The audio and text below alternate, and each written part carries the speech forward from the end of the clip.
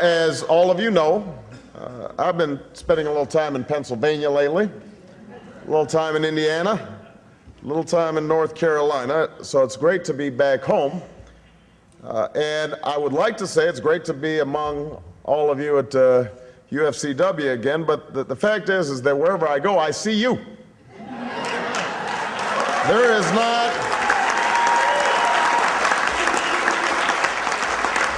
wherever this campaign has taken me, you have been there at my side.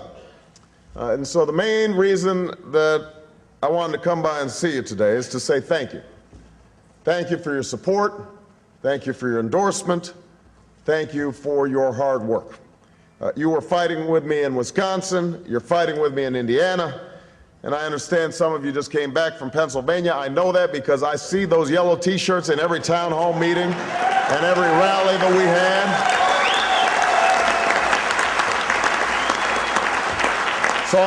So I just want you to know how much I appreciate you being there for me. And you know that I will be there for you.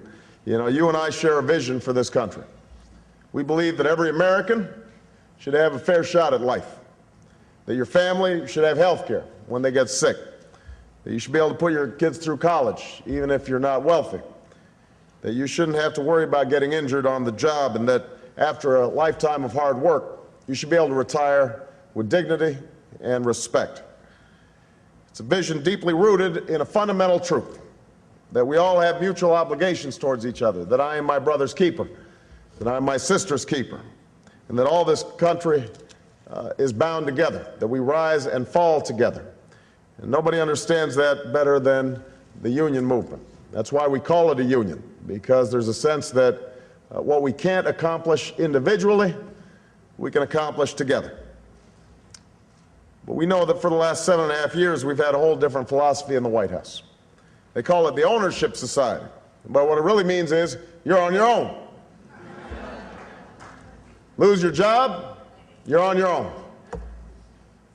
Don't have health care, you're on your own.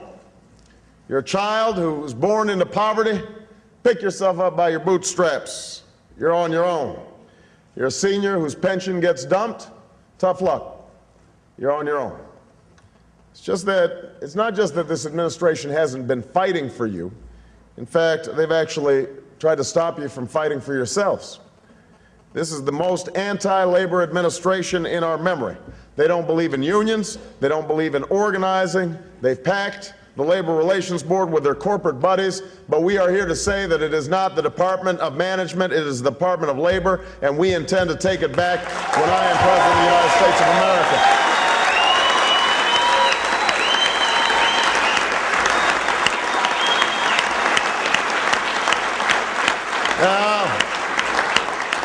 I respect John McCain.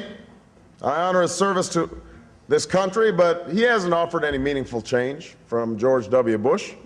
He said that Bush economic policies had led to, and I'm quoting here, great progress over the last 7 years. So he's promising 4 more years of tax cuts for CEOs and corporations who don't need them and weren't even asking for them. Tax cuts that he once voted against as offending his conscience.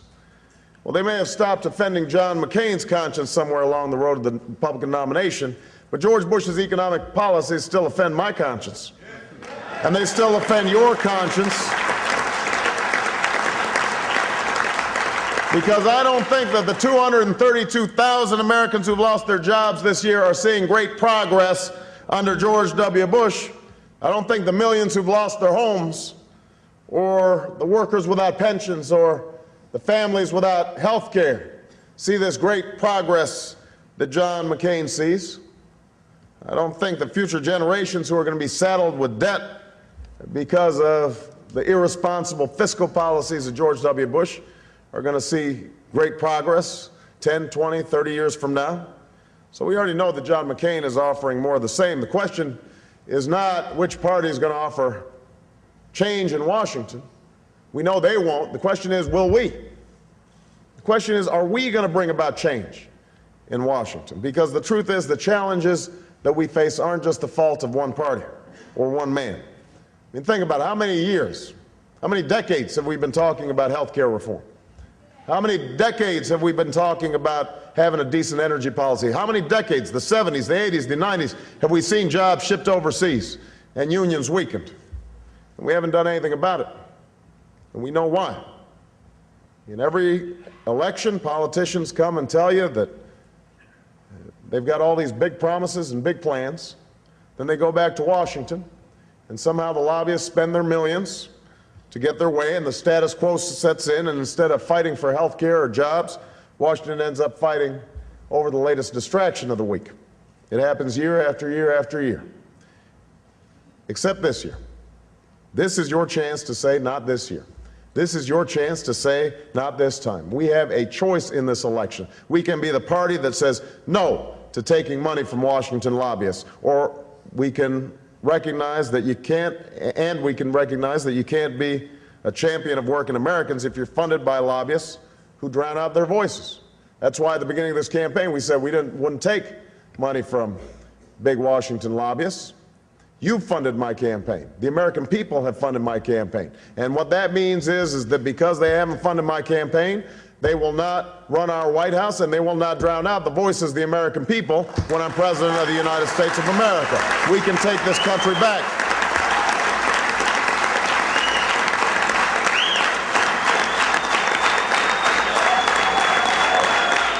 We can be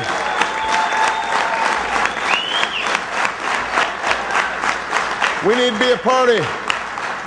We need to be a party that actually solves problems instead of trying to exploit the divisions in this country. And we know the kind of politics that the other side will play when we go into the general election, but we don't have the time to keep on being distracted. This is the election where we can stand up and say we are going to bring people together to make sure that every single American has high-quality health care. We're going to stop seeing premiums going up and up and up so unions can negotiate for better wages and not just better health care. And we won't do it 20 years from now or 10 years from now. We can do it by the end of my first term as President of the United States of America if we've got your help.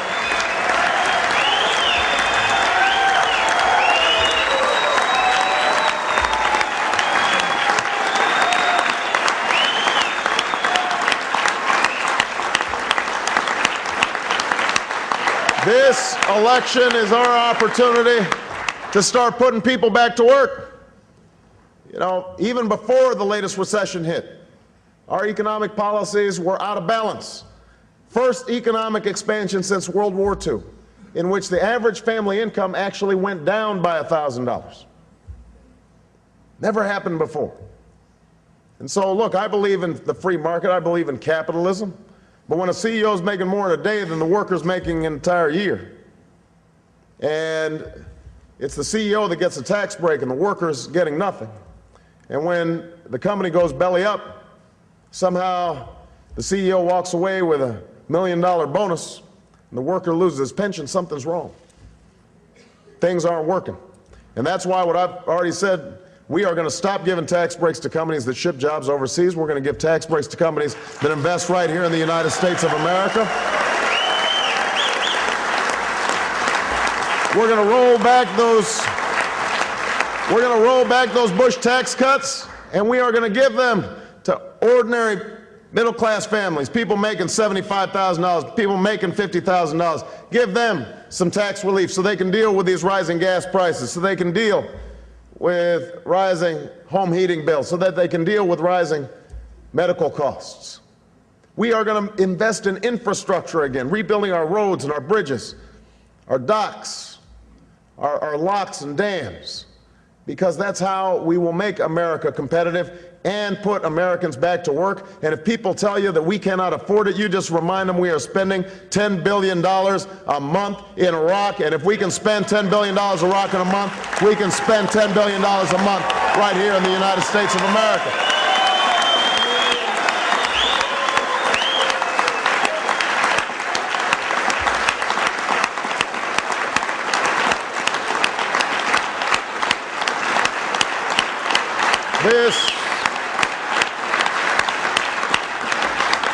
This election is a chance to finally get an energy policy that makes sense for America. We send $1 billion every day overseas. And And meanwhile, we're paying $3.50 at the pump, and ExxonMobil made $11 billion last quarter. Oh, I forgot to mention we're melting the polar ice caps. That doesn't make sense. So here's what we're going to do. We're going to invest in an Apollo project, a moon project, in energy independence.